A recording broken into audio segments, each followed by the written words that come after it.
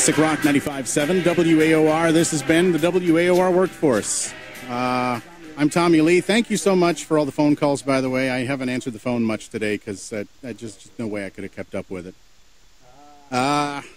This is my last show. The station's going to continue. I'll get to all that in a second. I actually wrote something out. Imagine that. So I come to the last break of my last show, a very serious moment that I expect will be difficult to get through, and so I need the proper music to keep it nice and light. And because I miss the old days of the Tommy and the Bartender show, which, was always a good time, mostly because of you guys, I always enjoyed when we did this at the 750 stretch. Plus, it'll keep me from freaking out. So, in the course of 23 years of radio, I have had the distinct pleasure to be a part of the launch of 3 different radio stations, 2 of which you can still hear in this area, by the way. The other one actually occupied this very studio on this very frequency for a short period until the magic ran out, so to speak. I have never, however, experienced the stomach-churning crappiness of being there when a radio station went dark until now. WAOR has been a part of my life since around 1990. Back then it was the competition, and it was part of my job to monitor the radio station.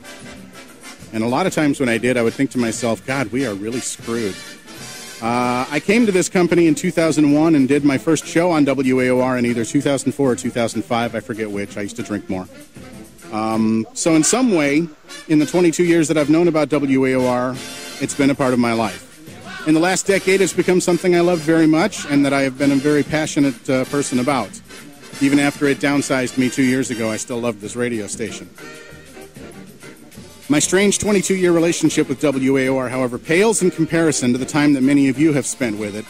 Some of you were here with AOR in the beginning, in 1977, when I was a kid, living 7 hours away from here watching Star Wars every damn weekend. The best thing about WAOR, right along with the music that it plays, has always been the people who listen to it. WAOR listeners are among the most fiercely loyal listeners that I've ever had the pleasure of speaking with and hanging out with. There's a great history to this station. Great memories that I've heard about from all of you guys over the years. I've loved every story, and it has been my pleasure to have a small role in creating new ones that I hope you'll hang on to. I know I will. The thought of WAOR breathing its last on my watch sickens me, more than having my morning show replaced by a couple of yammering has-beens 2 years ago, more than making it to a big city and falling flat on my face 11 years ago. More than any of the bad times I've ever had in my career. I'm not going to suggest that you start hating this company, the company that owns WAOR. These are difficult times. The company has to do what they think is going to help them stay alive, like we all do. And there's also a lot of great people who make their living just coming in every day and doing their best work for you here. I want them to have your support. Rags and Craig will put together an amazing morning show for the two of them. It's the chance to live a dream that they've had their whole lives.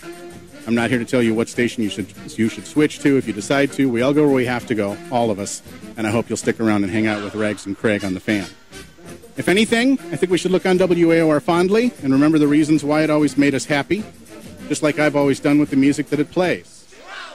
That's the nice thing about the music. It makes us remember. WAOR is never going to go dark in your heart or in mine. I've given a great deal of thought about what the last song of my last show should be. I have a deep love of British rock, but I thought this is an American station, damn it. It deserves an American send-off. And then I thought, well, I don't want to pigeonhole it like that. It leaves out too many other bands. So I started asking you guys for for suggestions on Facebook. Got a ton of ideas from you on Facebook. In the end, I took the suggestion that I got from none other than Gary Hagland, who is, of course, one of the legendary voices from WAOR's past. He wrote me and he reminded me that glittering prizes and endless compromises in radio shatter the illusion of integrity from time to time.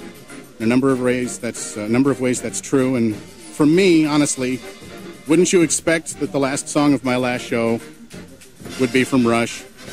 So I give you The Spirit of Radio. And for me, it's probably going to be the last time I ever listen to this song. I'll be honest with you. I've been avoiding it all week. It's certainly the last time I'm going to hear it. And it's certainly the last time I'm going to hear it and smile.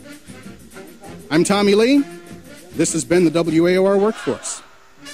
Brought to you by Chet Zawalik on WAOR. Thank you, thank you for my small part. 35 years of kick-ass classic rock on AOR.